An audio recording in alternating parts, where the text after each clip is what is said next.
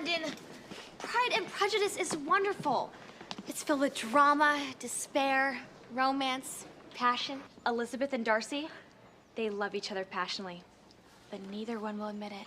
Out of Pride and Prejudice? Yes. So what happens? You'll have to read the book. Ow! Reading is dangerous.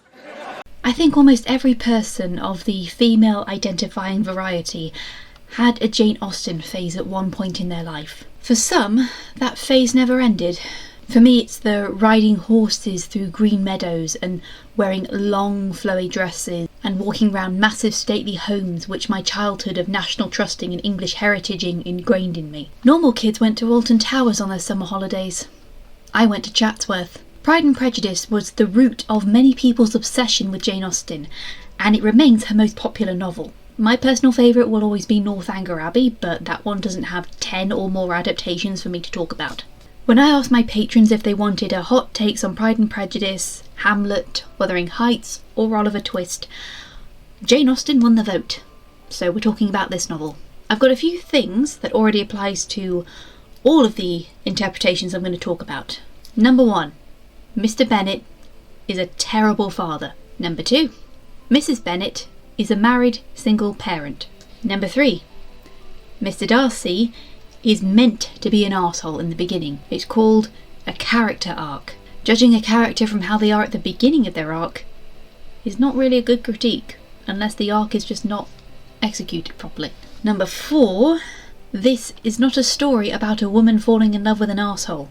If you still think that by the end of the video, go back to the small-minded echo chamber from whence you came. And number 5, Justice for Mary. For this list of hot takes, I'm going to talk about a few straight adaptations of the novel, with the rest playing with the story in different time periods and genres, as well as 2 different sequels.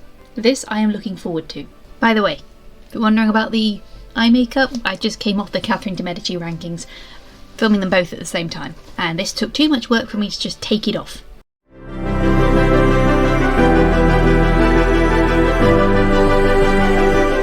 Jane Austen was the daughter of a rector in Hampshire, and she wrote her novels for both survival and entertainment.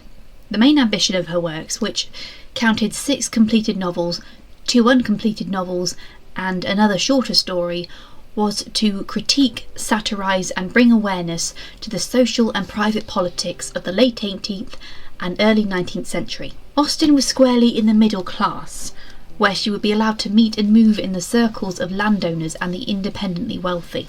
The Austens, however, were not wealthy, and it was expected of both her and her sister Cassandra to marry well, so that would ease the burden on the family. Cassandra was briefly engaged, but her fiancé died of yellow fever overseas. The closest Jane ever came to romance was the Irish Thomas Lefroy, but whatever tryst they had was quickly put to an end when his family found out.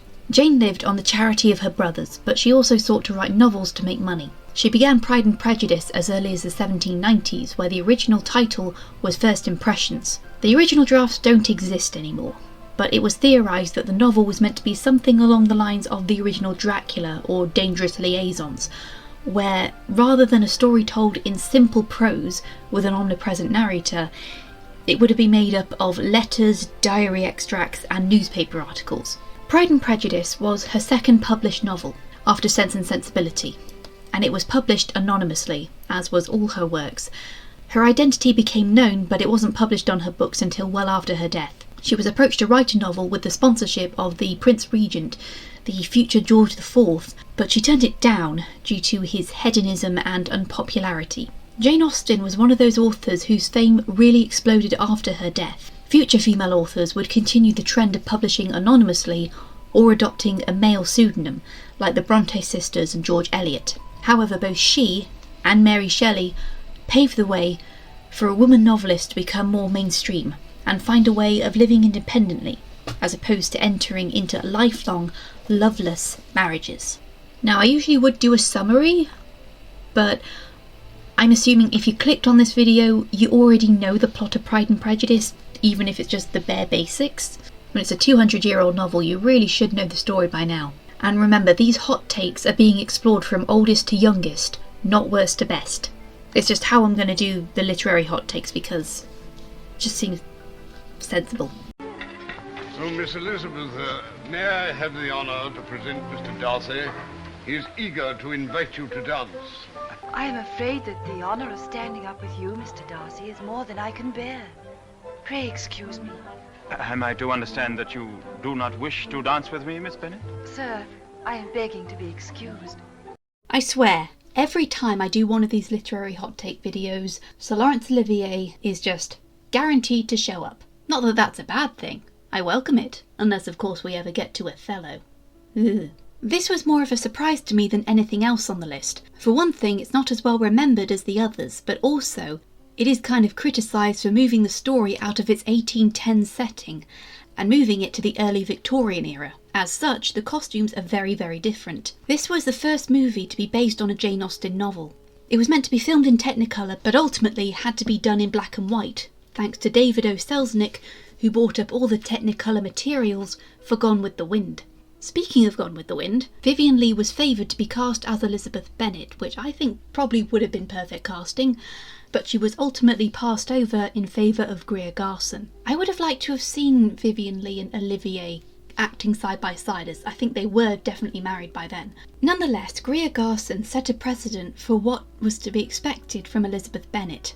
She must be dignified and well-mannered, but not afraid to state her opinion in a witty manner. As for Sir Laurence Olivier's Mr. Darcy, he brings his own element to it, which, much like his Maxim de Winter in Rebecca, inadvertently removes the more snobbish parts from him. His remark about Lizzie, when he meets her, is said when he doesn't realise she's on the other side of the curtain, before he actually asks Lucas to introduce him to her. Garson and Olivier also share a fictional scene at the Netherfield Ball, where, after tricking Collins into looking elsewhere, he offers to show her archery, only for her to get a bullseye several times in a row. Here they become much more amicable, as she respects the fact he didn't throw a strop because he was outdone by a lady. But just as the two of them are about to go into the house for a dance, Mary graces everyone with her singing. She's not a bad singer, she just really struggles with them high notes. Then Lydia and Kitty go squealing into the dance with Wickham and Denny, and Mrs. Bennet talks loudly about Jane and Mr. Bingley marrying. Confronting all this, Darcy gracelessly excuses himself, and yet throughout, it's hard to really feel that Darcy is a snob. It might just be my huge crush on the guy, but it is very difficult to dislike Sir Laurence. Even when he's playing a hunchback king who murdered his own nephews, he's still charming. Typically, an adaptation of Pride and Prejudice opens with the entire Bennet family at home, so the audience can see what their family dynamic is, how they typically act around each other without having to put on a face for the public. I believe all the Jane Austen novels begin by describing what the home life of the heroine is like. The movie, on the other hand, introduces Mrs. Bennet and her daughters while they're in town together. Mrs. Bennet is looking for new dresses for Jane and Lizzie, as they're the eldest and most expected to find husbands first. Meanwhile, Kitty and Lydia are flirting with the officers, including Mr. Wickham, who is present from the beginning of the movie, and Mary is off to the bookshop, like all sane people. The Bennet sisters race home, overtaking Lady Lucas and Charlotte to tell Mr. Bennet about Netherfield. The sisterly dynamic is much more affectionate, rather than the older and younger sisters pairing off and leaving Mary out in the cold. This time Mary is much more of a comedic character, but she's oblivious about how awkward she is, so none of it really comes off as mean-spirited. The pacing of the film is quite slow at first. Darcy's first proposal is usually the halfway point, but here it happens with only half an hour left in the runtime. As such, Lizzie's visit to the Peaks with the gardeners is cut out, and Lizzie comes home after visiting Rosings to learn of Lydia's elopement. After Mr. Bennet comes back from London without her, the family are now pariahs, and they decide to pack up the house and move to Margate, or Margate, a seaside town in Kent where no one will know them, and then all the plot points converge in one big scene. First, Lydia and Wickham suddenly arrive, having been married, and proclaiming that they are now rich. Wickham claims that one of his uncles died recently. You wouldn't know him. He lived in Jamaica. Then, moments later, Lady Catherine de Bourgh appears on their doorstep and delivers the typical barbs to Lizzie, threatening to disinherit Mr. Darcy if he marries against her wishes. It is also her that reveals to Lizzie that Darcy was behind Lydia and Wickham's marriage. However, as Lady Catherine leaves, Mr. Darcy is waiting outside, and it turns out that this was a ruse for Lady Catherine to test Lizzie. She gives Darcy her blessing, and he reveals to Lizzie that he arranged for Bingley and Jane to reunite before she accepts his second proposal. Meanwhile, both Mary and Kitty are suddenly being courted by two other gentlemen who popped up out of nowhere, with Mary now being able to harmonise her high notes. It wraps up everything into one nice little bow, which the novel itself didn't even patch up. Although in the end it does hint that the timeline of the story happens much faster than it did, because in the novel everything took place over the course of a year. Overall, I don't see much wrong with the adaptation. Yes, the costumes are different, but they still look nice. As you'll see going forward, this is a story that can be told in any time period. There were a few moments where the Hays Code butted in and made Mr. Collins a librarian instead of a clergyman. On the bright side, at least this one had its own identity to stand out from the rest. Think of it, 3 of them married, and the other 2 just toppling off the brink. Do you not feel a great inclination, Miss Bennet, to seize upon this opportunity of dancing a reel? If I said yes, you would despise my taste in reels. If I said no, you would despise my taste in rejecting you. I think this is what people who say they hate classic literature imagine what Jane Austen dramas look like. I imagine if you're a Gen Xer or early millennial and you studied Pride and Prejudice for GCSE or A-level and you had to watch this miniseries, yeah, I get it, I definitely get it. Despite it being a BBC miniseries, it is not as known or fondly remembered as its 1995 successor. Fortunately, I managed to find it in full on Daily Motion. This adaptation feels more on par with the older BBC period pieces, like Elizabeth R or their Shakespeare series. Much of the staging, pacing and atmosphere feels like you're watching an extended play with a few location scenes for the outdoors. I'm looking for trivia about the series, but mostly all I can find is where you can find the costumes in other Regency dramas. Each episode has a unique opening where they tease the events of the episode in a scrolling series of illustrations, mimicking the style of Thomas Rowlandson, a caricaturist whom Jane Austen knew personally. I think the real problem with this adaptation is that it feels quite bland and lifeless, and it can typically be attributed to the lack of background score. But also, the pacing is a real failure. Scenes like the Netherfield Ball or the letter from Jane to Lizzie about Lydia's elopement have abrupt introductions and conclusions. The execution has more of a, and then this happened, and then this happened, and then this happened, when in the other adaptations, the pacing was always, the ball is greatly anticipated, but most of the Bennets embarrass themselves, and Lizzie and Darcy are growing closer, but it's ruined by the news about Lydia. Typically the Bennet sisters look distinct from each other, so you can tell who is who from first glance. But this time only Mary seems to be the odd one out, which, yes, I get it, Mary was the black sheep, to put it nicely, but this means that the other 4 are borderline identical. Even in episode 5 with Lydia out the picture, it took a while for me to realise Mrs. Bennet was sitting next to Kitty. At the very least, this mini-series adds a few details. For example, Lizzie is actually seen practising the piano before and after her trip to Rosings, justifying her ability to do so when Lady Catherine asks. There's a moment when Mr. Collins is telling them about Lady Catherine, and Mrs. Bennet asks slyly if she has any sons, proving she always had her daughter's marriage prospects on her mind. And after Collins' disastrous proposal, but before everyone learns about Charlotte, Mrs. Bennet is now starting to push Collins towards Mary. Anne de Bourgh, who is famously a character who says nothing, tries to give Lizzie a polite farewell, but she is too much under her mother's thumb to express herself properly. Mary isn't as ridiculed as she is in the 1995 series, though it has several scenes where she tries to sing Early One Morning, but she doesn't do it very well. Mrs. Bennet actually praises her daughter for being intelligent, but Mary has a mix of lack of confidence and lack of affection from her parents that causes her social awkwardness. Every adaptation is made on the back of Lizzie and Darcy's performances. Unfortunately, this is where the miniseries falls short the most, in my opinion. David Rintoul's Darcy is entirely inflexible. It makes sense for him to be so in the beginning, but there is little change in his outward demeanour throughout the series. His first proposal scene is meant to have him show some vulnerability, but I don't feel that coming off of him. As for Elizabeth Garvey, she is also too reserved. She hardly raises her voice when confronting Darcy in the proposal scene, or when Lady Catherine confronts her. Considering in the 1995 series, and in the 2005 movie, she let rip on both of them for insulting both her and her family, it's kind of odd that she is just very calm and actually feels gratified at the idea of being considered marriageable by Mr. Darcy. And she smiles. You're not supposed to smile, you're supposed to rip them to pieces. You don't owe them a smile. The ending also feels so anticlimactic, and I was actually surprised that it ended so blandly.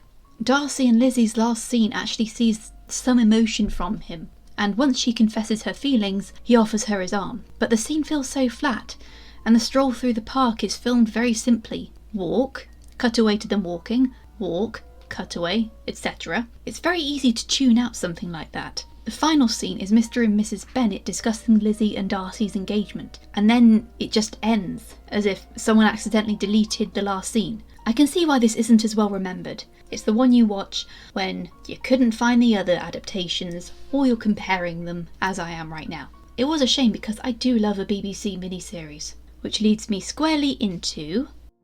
Mrs. Bennet, if any young men come for Kitty or Mary, send them in, for I am quite at leisure. Could you expect me to rejoice in the inferiority of your connections? To congratulate myself on the hope of relations whose condition in life is so decidedly below my own? From the very beginning, your manners impressed me with the fullest belief of your arrogance, your conceit, and your selfish disdain for the feelings of others. I had not known you a month before I felt you were the last man in the world whom I could ever marry. I cannot overstate the wonder, beauty and dedication of a BBC miniseries of classic literature when it is done well. I could watch them for days. It's upsetting that only a handful are available on iPlayer. All of them should be on iPlayer. I'd never feel sadness or despair ever again. A lot of them jumpstart the careers of talented British actors and offer up their best performances sometimes, and are more often than not the best adaptation of the novel. And as much as I love the 2005 movie, I have to admit that the 95 series is nigh on perfect. And also, Tudor nerds will notice that Lady Catherine de Bourgh was played by Barbara Lee Hunt, who played Catherine Parr in Henry VIII and His Six Wives. The real Catherine Parr's first husband was a gentleman called Sir Edmund Bourgh. So, technically, at some point Catherine Parr was Lady Catherine Bourgh, and she would go on to patronise Anglican preachers. That is a fact that matters only to myself. The influence of the miniseries has endured the test of time. As recently as March 2024, Colin Firth's Lake shirt has been sold at auction for $25k, or $33.4k in America. This is the adaptation where I visited the majority of the estates shown here. Sudbury House, located between Derby and Stoke-on-Trent, was Netherfield. The Belton estate outside of Grantham was Rosings Park, and Lyme Park in Chester was Pemberley. All these places are very pretty, although I think the pristineness of the series' aesthetics doesn't make the posher locations contrast as distinctly with the humble Longbourn as it does in the 2005 movie.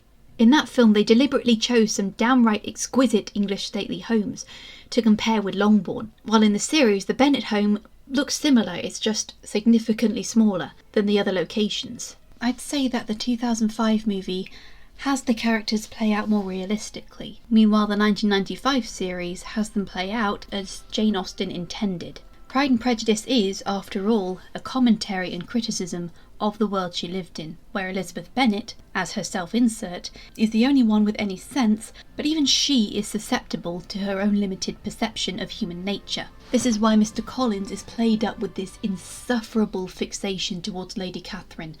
The Bingley sisters are so snobbish and proud of the fact they did nothing to earn their position. Jane is too much a vision of the ideal Regency young lady that she allowed herself to get trampled on by Bingley's sisters. It's astounding that it took multiple attempts to secure Colin Firth for the role of Darcy, because it's a struggle to see anyone else in the role except him.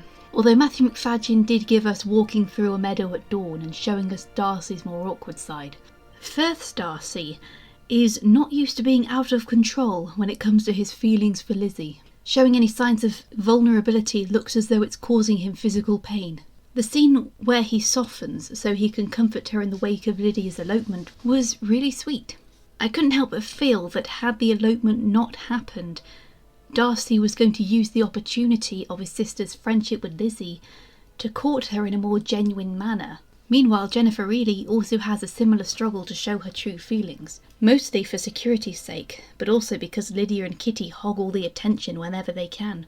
The series takes full advantage of how to tell major events that are told to Lizzie from second-hand sources. As she reads a letter, the events occur as she reads them, and there's a bit of dramatic irony showing Darcy's hunt for Lydia in London. Everything appears to wrap up satisfyingly well, in a way that the 2005 movie doesn't, with the double wedding of Jane and Bingley, and Lizzie and Darcy in the final scene.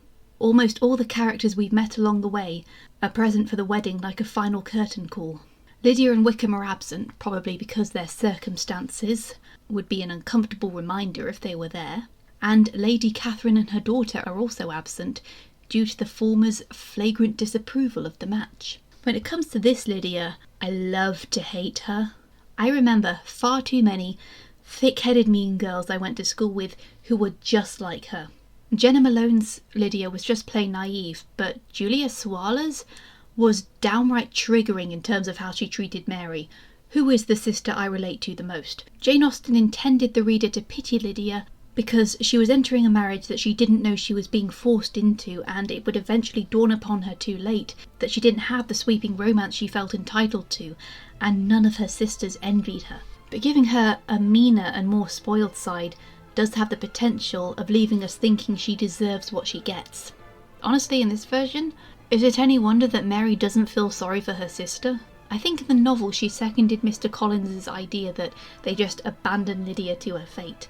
Just once I'd like to see an adaptation where one of the sisters, possibly Lizzie or Mary or even Kitty, takes Lydia aside and tells her what she put the family through, and she sees the real world hit her in full force. This is definitely the most faithful adaptation you're going to get. It'd be very difficult to top it. The 2005 movie had to make their own interpretation by steering clear of this one, which is fair, because it is better to be your own thing than trying and failing to mimic perfection. 3 daughters married. Oh, Mr. Bennet, God has been very good to us. Yes, so it would seem. Whew, ding dong. Maybe this time Mum had got it right. Maybe this was the mysterious Mr. Right I'd been waiting my whole life to meet. You remember Bridget?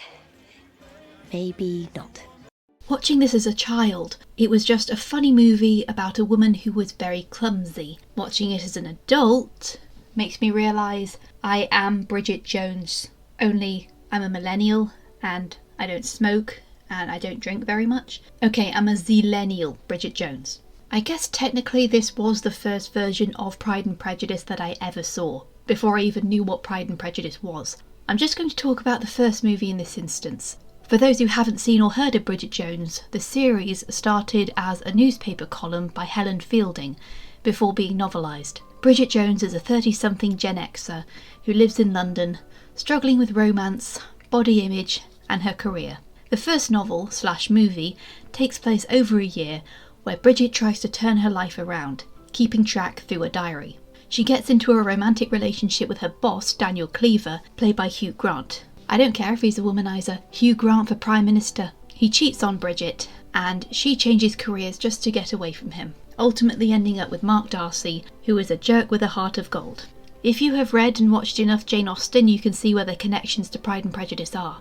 For one thing, they just got Colin Firth back to reprise his role, and also the fact that the publishing house Bridget works for is called Pemberley Press. And Bridget also says, It's a truth universally acknowledged that the moment one area of your life starts going okay, another part of it falls spectacularly to pieces. The guy who wrote the screenplay for this, Andrew Davies, also wrote the screenplay for the 1995 miniseries. The other characters from the novel have loose counterparts. Obviously Daniel is Wickham and Natasha is Caroline Bingley. I interpret Lizzie's 3 younger sisters in her single friends when you look closely enough. Mary, the opinionated one, is Shazza. As Kitty was the more sensitive sister who cried a lot, let's say she's Jude. Meanwhile, the token gay friend Tom, who loves to get attention for doing the bare minimum, is Lydia. The story follows similar plot beats where Bridget and Mark meet early on, but the latter says something very rude while she's within earshot.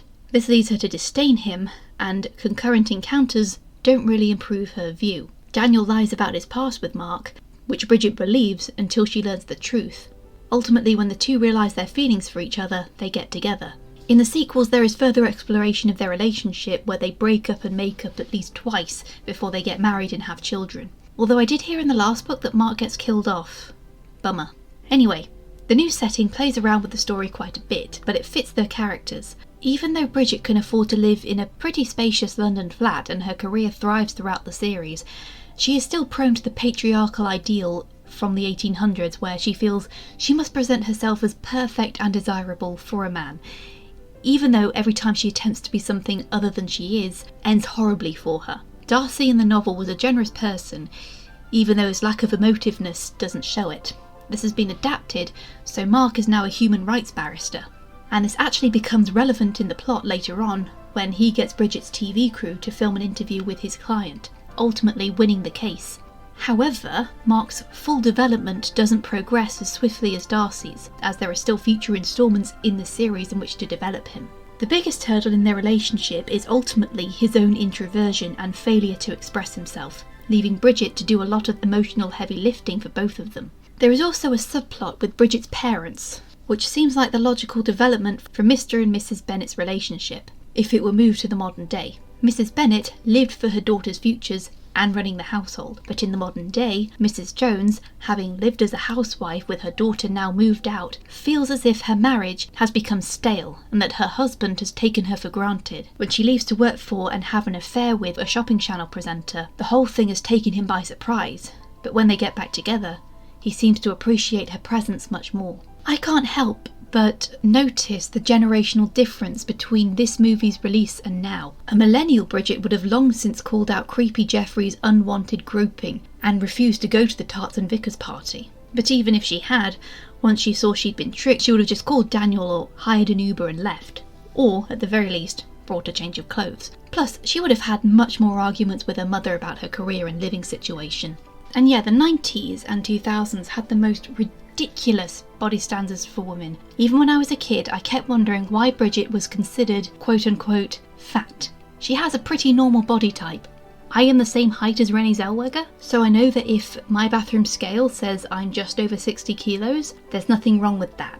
And muscle is heavier than fat anyway. Plus, Bridget has a large breast size, that factors into it, and it's mostly genetic. Believe me, I know. But of course, we live in Cloud Cuckoo Land, where somehow a size 12 in the UK is an extra large. A size 12 is not an extra large, and anyone who can fit into a size 4 or less in the UK is not a healthy body type, or the person wearing it is 8 years old. God, I really have turned into Bridget Jones, haven't I?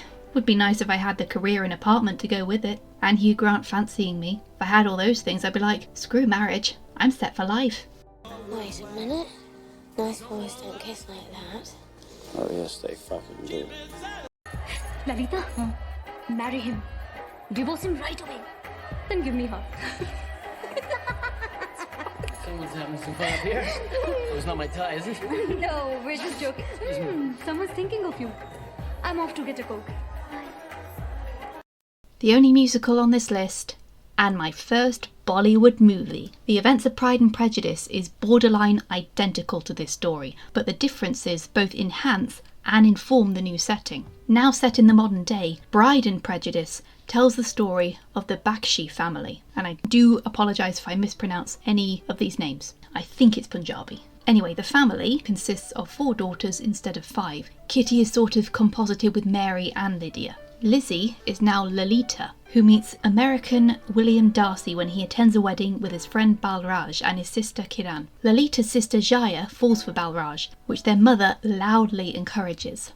Meanwhile, the younger sister Laki is the most flirtatious. A lot of the themes from the novel are still there, but now it applies to race, culture and age differences. In Indian culture, older generations still put a lot of priority on the women in the family marrying well, but younger generations of women are now taking advantage of the ability to make their own careers, live independently and choose their own partner. The biggest point of contention between Lalita and Darcy is the fact that he runs a chain of expensive hotel resorts and is intending to buy one in India. Lalita argues that what he's selling is not the authentic Indian experience. I'm sure you think India's beneath you.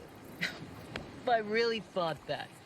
And why would I be thinking about buying this place? You want people to come to India without having to deal with Indians. 5-star comfort with a bit of culture thrown in. I thought we got rid of imperialists like you. I'm not British. I'm an American. Exactly.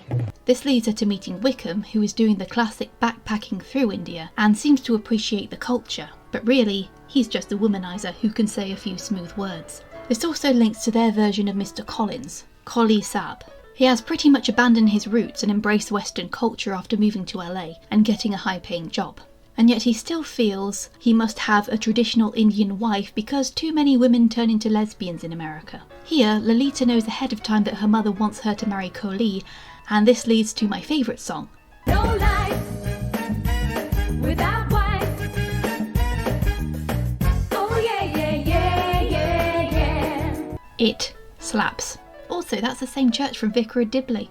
A lot of scenes are very similar to the novel, including Mr. Bakshi allowing Lolita not to marry Collie if she doesn't want to, and Chandra explaining her reasons for marrying him instead. Rather than Mary humiliate herself by playing the piano badly, Maya does a cringeworthy cobra dance. The storyline is streamlined somewhat into a classic rom-com plot, including a dating montage and there being a spot where Darcy could clear up a misunderstanding but inexplicably decides not to. Lady Catherine is now Darcy's mother, with Anne being an ex-girlfriend whom Catherine approves of. Also, this. Well, there's so much to see in India, Mrs. Darcy. You must come sometime. Well, with yoga and spices and Deepak Chopra and wonderful Eastern things here, I suppose there's no point in traveling there anymore. People haven't stopped going to Italy because Pizza Hut's open around the corner. And like all rom-coms, there's an end of Act 2 misunderstanding. This time, Georgie Gilmore spills the beans on why Balraj ghosted Jaya. And there's the classic failed proposal. Only you could say that you love me and insult me at the same time. On the way back to India, the family stops over in London, where Lucky runs off with Wickham. Darcy comes to help Lolita find her sister, and this is the first version I've seen, where Lydia's character actually sees Wickham for what he is and rebukes him. The movie ends with a double Indian-style wedding of Balraj and Jaya and Lolita and Darcy, with the latter now understanding and embracing Lolita's culture. You might wonder why there are no kissing scenes in the film, but that's because kissing is seen as a private matter in Indian culture, so they don't tend to show kissing scenes in Bollywood. Every time you see the couple embrace or come close together and just hug, you can just pretend that they did kiss. So far, this is my favourite adaptation of Pride and Prejudice in the modern day. Can't wait for the day, can't keep our shoulders down. God bless you for getting this marriage into town. I believe you spoke with my aunt last night, and it has taught me to hope, as I'd scarcely allowed myself before. You have bewitched me, body and soul, and I love, and love, and love you. Well then.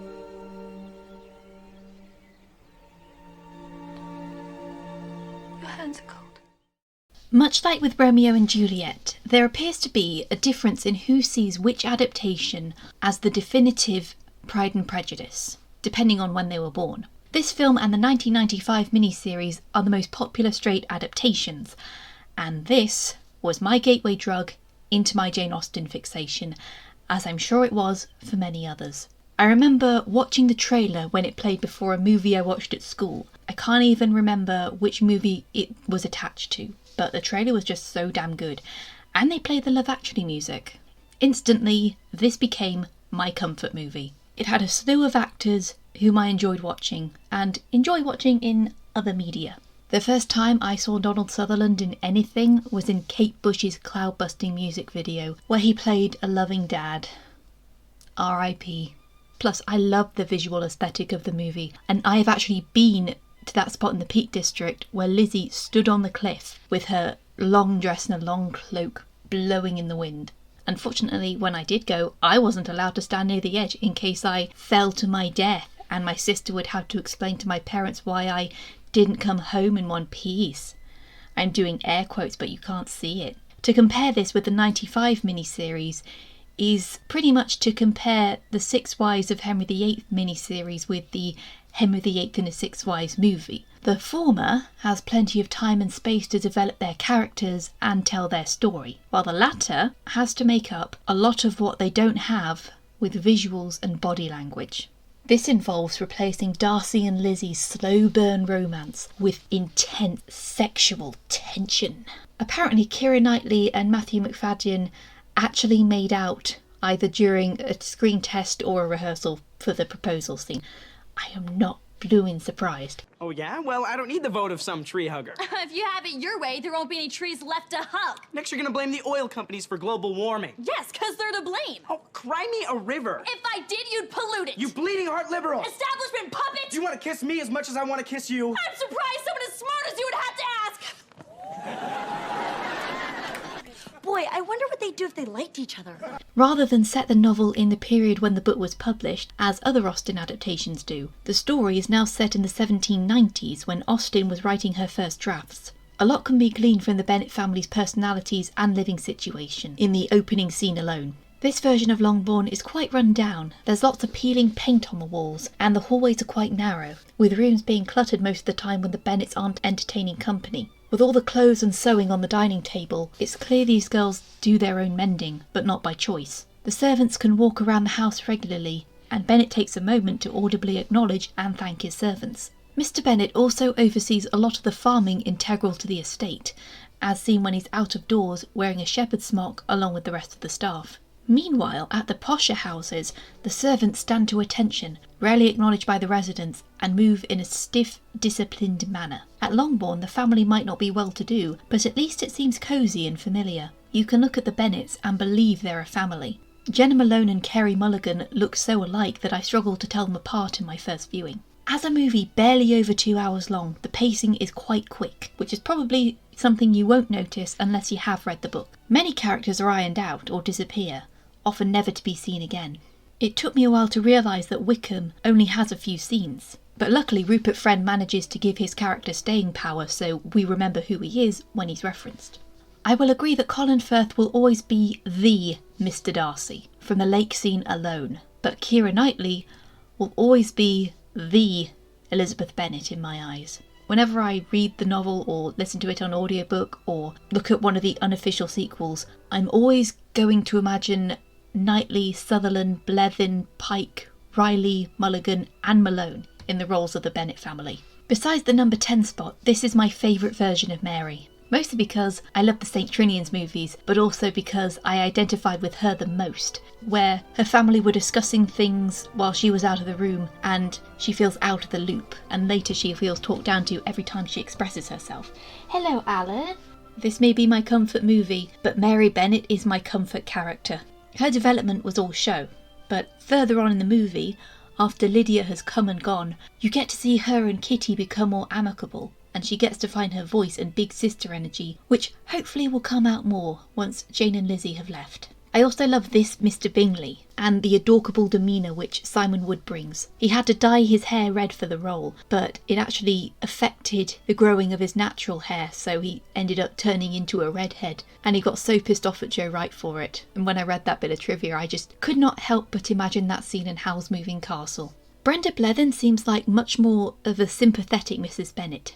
She is still as mortifying as she was in the novel, but with the more familial bond, this can be boiled down to embarrassing parent behaviour. After I studied Shakespeare's Henriade, I learned that Brenda Blethyn played Joan of Arc in Henry VI Part 1. So this just makes me want a reimagining of Pride and Prejudice, where Elizabeth finds out her mother was really free-spirited and adventurous when she was younger, but she gave that up for her daughters. And let's not forget our dear, awkward little Mr. Collins. This is my favourite Tom Hollander performance.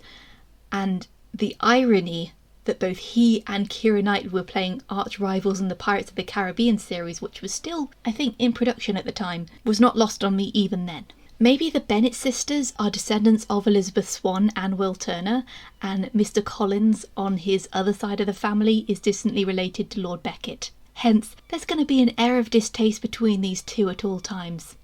I still find it odd they used Chatsworth for Pemberley of all places, since Chatsworth itself is referenced in the novel as one of the sights the gardeners and Lizzie are looking forward to seeing. Granted, you want to show how awesome Darcy's estate is. I'm not sure if Pemberley was basically a surrogate for Chatsworth in the novel, but I wouldn't be surprised. Because Chatsworth is basically the Disney World of English stately homes, and it's equally as expensive because it's not National Trust. Same with Burley House, which was used for Rosings. I haven't been there, even though I've been past it several times on the way to Cambridge. Still, this is one of my favourite movies, and I barely go a year without watching it. If any young men come for Mary or Kitty, for heaven's sake, send them in. I'm quite at my leisure.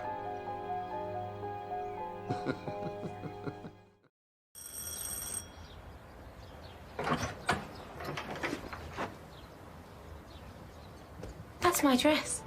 Yes. It looks well on you. It would not fit me now. You must go back, Miss Bennet. Your father needs you urgently. The gentleman on the bath chair. I had seen his likeness. Tinky Winky. Now, this was meant to be Pride and Prejudice and zombies, and I apologise for those who are looking forward to hearing me talk about it. The problem is the film isn't available on streaming unless you pay for it, and I just didn't feel like doing that when I could watch Lost in Austen for free on ITVX. Plus, my job here is to look at how an adaptation plays with its source material, and I would be remiss if I completely ignored this. So, I'm sorry, Lily James fans. Maybe next time.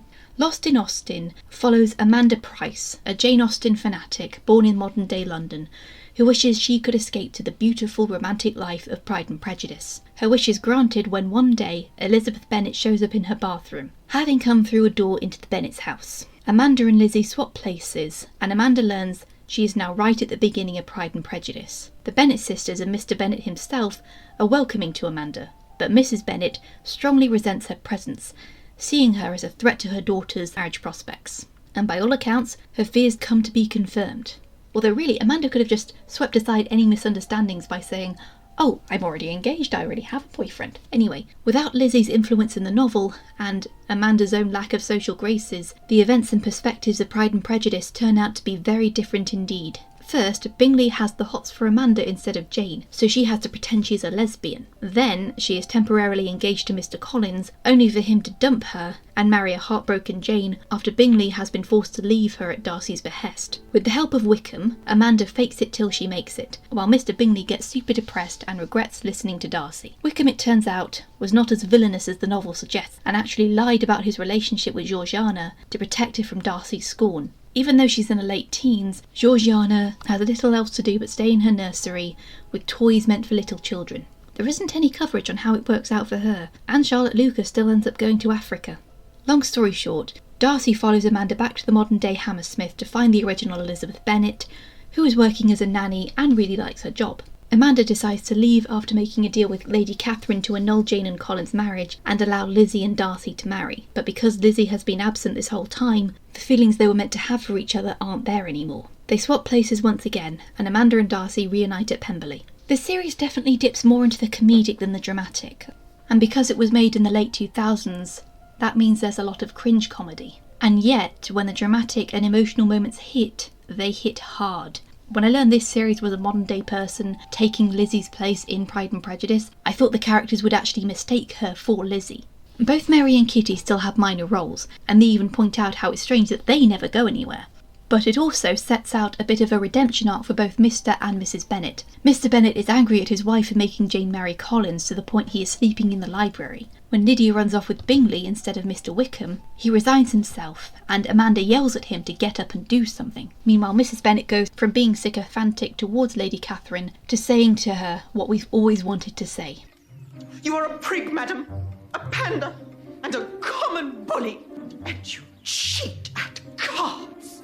I have a mind to turn you upside down and use you to scrape out Ambrosia's sty. Sometimes it's hard to properly satirise classical literature without sounding like you're up your own arse. But this one actually manages it, because it's not afraid to make fun of itself. Also, having Amanda being a clumsy and flawed main character who never adheres to the Regency beauty standards also helps. And you're smiling. No. I only smile in private when nobody is looking. It is a truth universally acknowledged that a single man in possession of a good fortune must be in want of a wife. My mom gave each of us one of these last Christmas. I have yet to wear it. Ever. Who am I? I'm a 24-year-old grad student with a mountain of student loans, living at home and preparing for a career. But to my mom, the only thing that matters is that I'm single. My name is Lizzie Bennet, and this is my life. Another modern-day adaptation. I wanted to call attention to this one for the pure uniqueness of its medium. Back in 2012, I don't think being a life vlogger was as popular or toxic as it is today, but web series were, especially ones that told a long-running story. Personally, my favourite web series is The Most Popular Girls in School. A girl lost her arms, Ashley Cacciatore. A girl lost her fucking arms. Do you not know what has transpired while you were in Pearl Harbor, seeing the fucking Japanese museum? I'm Ben Affleck. And I'm holding 2 fucking girls' arms. And you're Cuba Gooding Jr., disappointing everybody. Lizzie Bennet is now a grad student who has decided to make a series of videos about her life. Her sisters, Jane and Lydia, frequently show up in her videos, as well as that of Charlotte Liu, Lizzie's best friend. Bingley is now Bing Lee, and Darcy's first name is once again shortened to William. The main Lizzie Bennet storyline is 100 episodes long, but it also has an expanded universe of sorts, where Lydia starts her own web series with her cousin Mary, Maria Liu documents her summer internship at Collins & Collins, and Gigi Darcy makes demo videos. Wickham is now a swim coach who, rather than elope with Lydia, makes a revenge porn site, which both Darcy and Gigi work to take down before it gets public. Lydia arguably has the largest character arc, as she starts out as seemingly loud and dense, and what she believes to be sassy remarks are not very well received by Lizzie, who considers it a miracle that her sister didn't end up on a reality TV show about being pregnant in high school. This plotline does lend itself to the discussion of topics like slut-shaming and revenge porn, as well as the private lives of internet celebrities being used for others' profit. This was something that people were still coming round to back in the early 2010s. Usually when stories came out about girls having explicit images of them put online without their consent, more often than not, the blame was put on them for having those pictures in the first place, even though a lot of the time, some of those images may have been taken without their knowledge, or the person they shared it to broke their trust, or pressured them against their will. It wasn't until 2022 that the US actually made a law against revenge porn, although apparently it doesn't apply in South Carolina. What the hell is wrong with you, South Carolina? And even current Vice President Kamala Harris famously put away offenders who published revenge porn. During the web series, Lizzie has to come to terms with her own internalised misogyny against her sister, and realise that she needs her older sister to be there for her. The more you tell a younger sibling not to do or be something, even if you're just doing it to protect them, odds are they're going to continue down a destructive path just to spite you. In this new storytelling format, it definitely demonstrates that Lizzie is an unreliable narrator in many places. Rather than the novel, which is told in third person but from Lizzie's perspective, the limited scope of this world is limited even more, where Lizzie and other characters act out scenes that she's witnessed through her biased lens. Lizzie mostly likes to impersonate her mother, who never appears on camera, but is nonetheless depicted as a southern country club, socially conscious lady who lives and breathes neighbourhood gossip. She doesn't really care that her daughters are looking to build their careers and just wants to see them married. A few other things have changed this time to fit in with the modern setting. Bing Lee is now a med student, while Darcy is set to inherit Pemberley Digital, an entertainment corporation. Mr. Collins, a name he insists on being referred to, has a successful startup company in the web video business, thanks to his association with Catherine de Bourgh, a venture capitalist. He's pretty similar to his book counterpart and never gets the hang of reading a room. Ultimately, the series ends with Lizzie ending her vlogging career to enjoy life with Darcy, while Bing and Jane move to New York together. Above all, I really like the way that the story worked through this medium. It's clear that a lot of planning went into it. It was also the first web series to receive an Emmy, which I think was well deserved. Vlogs are intended to be an unscripted video format, and had they miscast a single character, the series would have come off as very fake and cringe, but the series definitely understood the material it was adapting. You okay? Yeah.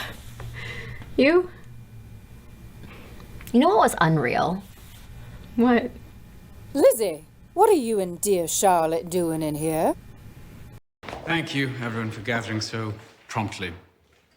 It is my sad duty to inform you all that death came to Pemberley last night. The victim, one Captain Denny, has been removed from the premises. We would like to thank you all for the many hours you spent preparing for the Lady Anne Ball. Have no fear for your safety or for the future. Pemberley has weathered many a storm in its long history, and this one too will pass. This is one of 2 sequels to the events of Pride and Prejudice that I'm featuring on this list. I'm sure there are other sequels. I'm mostly focusing on the miniseries adaptation of the novel, but there are several differences between the novel by P.D. James and its 2013 adaptation. The adaptation, from its looks and the year it's set in, appears to be promoting itself as a sequel to the 2005 film. Chatsworth is once again used for Pemberley, and the series takes place in 1803, 6 years after the original's events, and the film took place in 1797. After several years of marriage, Lizzie is now the mistress of Pemberley, and in the middle of arranging the annual Lady Anne Ball. Darcy and Lizzie have had a son. In the book they had 2 sons, and both parents are heavily involved in their child's upbringing. Georgiana is around the same age as Elizabeth was in the original novel, and is now considering whom she wants to marry. Guests arrive the day before the ball. In the novel it's Jane and Bingley, while in the series it's Mr. and Mrs. Bennet. Colonel Fitzwilliam and a lawyer, Mr. Alveston, are also present. As everyone is settling in for the evening, a carriage suddenly shows up at the house with Lydia in it. Mr. Wickham and Captain Denny, a minor character from the original novel, got out and disappeared into the grounds, and gunshots were heard. When Darcy and the men find him, Denny is dead, and Wickham is sobbing that it's his fault. The novel is mostly told from Darcy's perspective, while Lizzie gets the bulk of screen time in the adaptation. She is more active in trying to solve the mystery behind the, air quotes, murder, while Darcy's main concern is avoiding a scandal that could ruin the family and the estate. Eventually, it is discovered that Wickham had an affair and sired an illegitimate child the year prior. Denny and Colonel Fitzwilliam helped to cover it up by offering the mother money to give to Mrs. Young, who turns out to be Wickham's sister. But the mother, Miss Bidwell, changed her mind, and Denny wanted nothing more to do with it. He left the carriage and was mistaken for Wickham by Bidwell's brother, being struck on the head before falling to his death.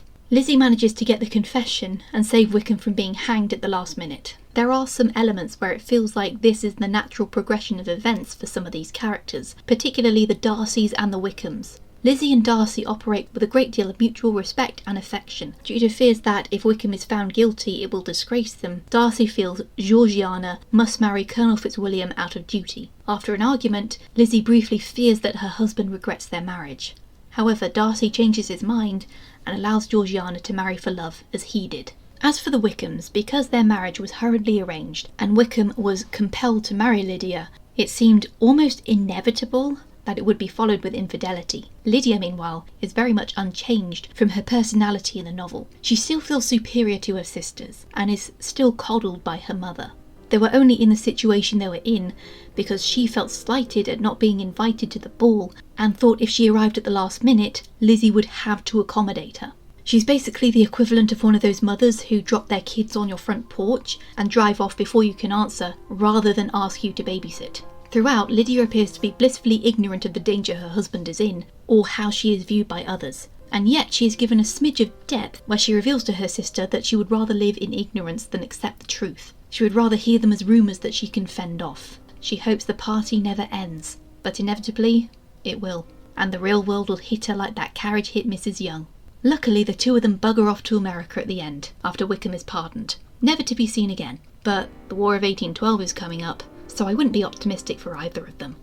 There were a few elements I liked in this series, such as the use of Chatsworth, which is always a joy to look at, along with Darcy deciding to help Miss Bidwell's child, but there was also a moment where Mr. Bennet literally wanders off to admire the library at Pemberley. I relate to that. Every time I go to an old stately home, the library is one of my favourite rooms.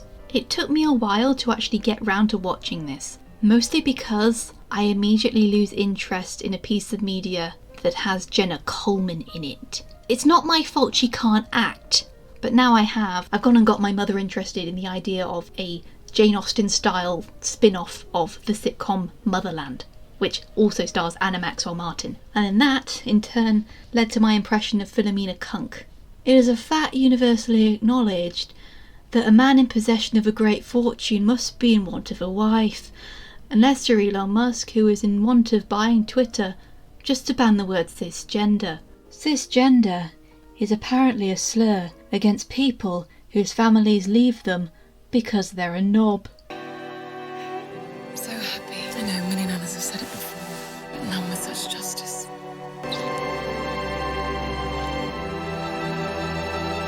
It is a sad fact of life that if a young woman is unlucky enough to come into the world without expectations, She had better do all she can to ensure she is born beautiful.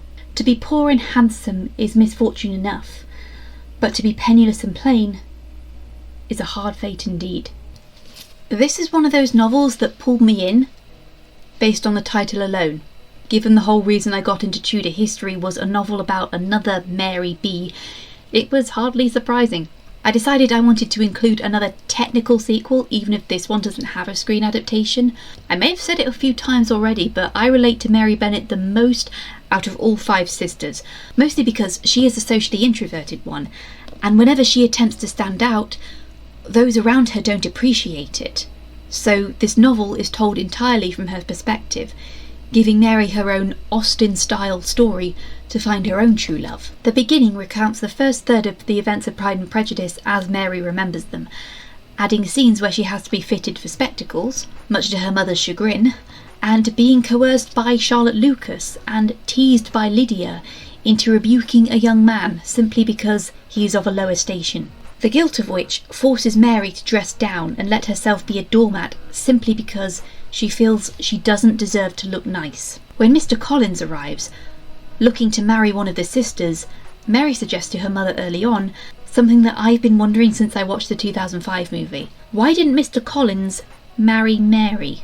They seem to have the most in common, as they both read theology and philosophy, and they are both socially awkward, and they pretty much just get on like a house on fire. Mary offers to take one for the family and marry Mr. Collins, but Mrs. Bennet flat out vetoes this in order to put Lizzie forward.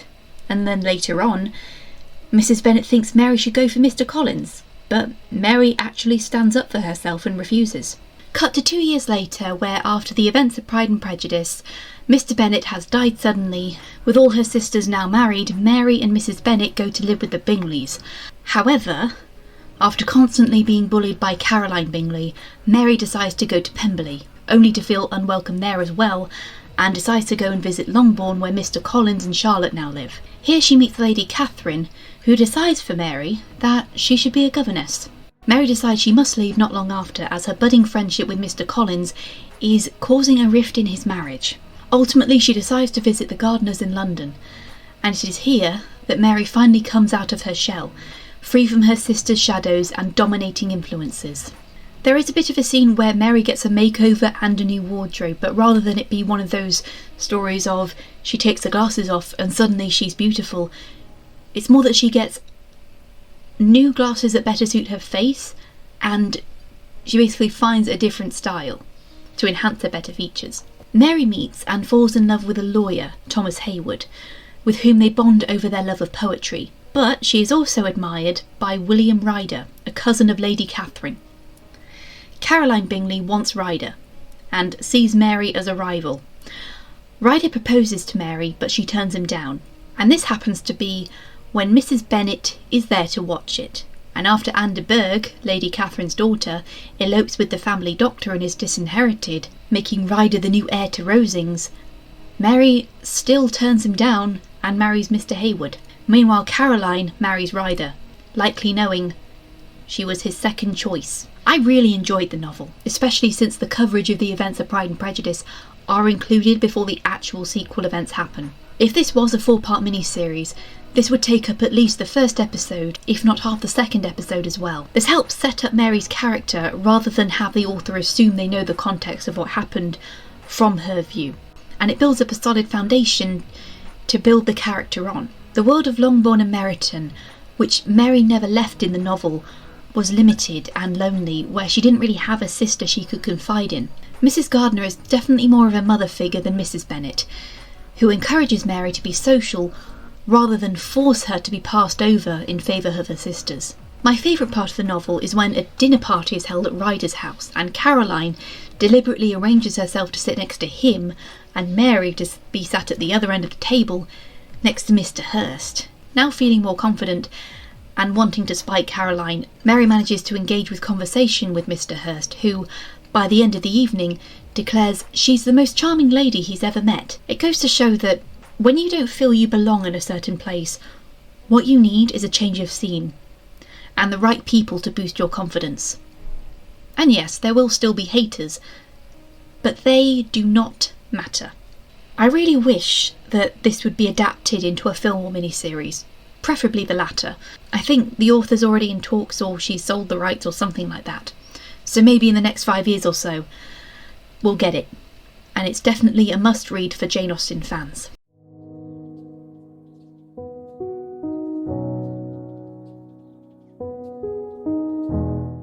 Northanger Abbey may have been the novel that got me back into my Jane Austen obsession after my traumatic Bronte sisters phase, but the one thing that really sent me into being protective of Jane Austen and Pride and Prejudice was a very bad adaptation. I didn't put this on the list, mostly because you likely haven't heard of it, and I didn't even watch it till the end. But I have a good reason for that. This was a play from 2018, I think, and it was the first play that I've ever walked out on and never returned to.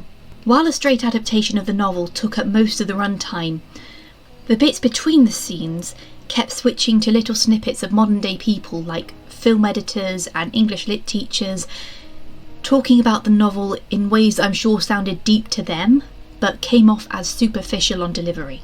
The biggest two I remember being "Who goes for a walk in a room?" and "Darcy is an arsehole." And the audience were supposed to laugh at that, but the laughter was really weak. And let's not forget the sudden musical number where the sisters, except Mary, just broke the fourth wall singing "Don't Judge Us" for wanting husbands. Mate, we weren't. We read the novel. We understand. I don't think anyone was going into that play not knowing the story or the themes behind Pride and Prejudice. Jane Austen did not need updating with all these ridiculous ideas of her promoting heteronormity, or that Darcy and Lizzie are the original Ross and Rachel. While the two of them have their flaws, it's clear that neither character will settle to marry someone just because the rules of society says they should. Lizzie declares from the beginning that she has learned from her parents' dynamics and swears nothing but the deepest affection will tempt her into matrimony. It is not until she has overcome her prejudice that she realises her feelings for Darcy. Likewise, he has to overcome his pride and see that a value in a person is more than what family they were born into. He may love Lizzie, but that doesn't mean he's entitled to her. Both characters have to make amends in order for them to be equal and to come together in the end. Austen was writing at a time when marriage was a woman's ultimate dilemma. Either have a roof over your head but have no control over your money or property, or stay unmarried with no easy way to support yourself financially, unless you happen to be born rich with a large inheritance to look forward to. Not many women in her time were as lucky as Elizabeth Bennet, but the novel at least provided a message to the female readers to at least have respect for oneself above all.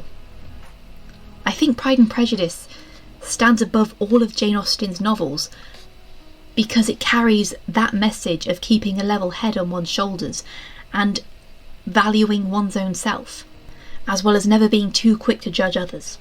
The fantasy of a handsome rich man falling in love with you is also a huge factor, but that's a literary staple that will never go away. You may not find your Mr. Darcy in real life, but it doesn't hurt to fantasise. In faith, what would appear to be the summation of all that you do not know, Miss Bennet, would make for quite... Oh, Caroline, will you please shut the fuck up? I want to finish this video by recommending another piece of literature that's a lot like Pride and Prejudice, only this time it takes place in the 1850s and includes commentary on the world that the Industrial Revolution created, including the unionisation of working classes and the disparity between the industrial and rural way of life in the Victorian era. I'm talking about North and South by Elizabeth Gaskell. During its serialised release, it was edited by none other than Charles Dickens. It has similar plot beats to Pride and Prejudice, including two characters from different backgrounds, who grow closer through gradual understanding, as well as a failed proposal scene at the midway point. The big difference now is that it's all set in a smoky backdrop of a factory town, rather than the idyllic English countryside. Gaskell's works, along with Dickens, were important in bringing awareness to the struggles of the working class, who toiled in dangerous factories for bad wages and had no social safety net.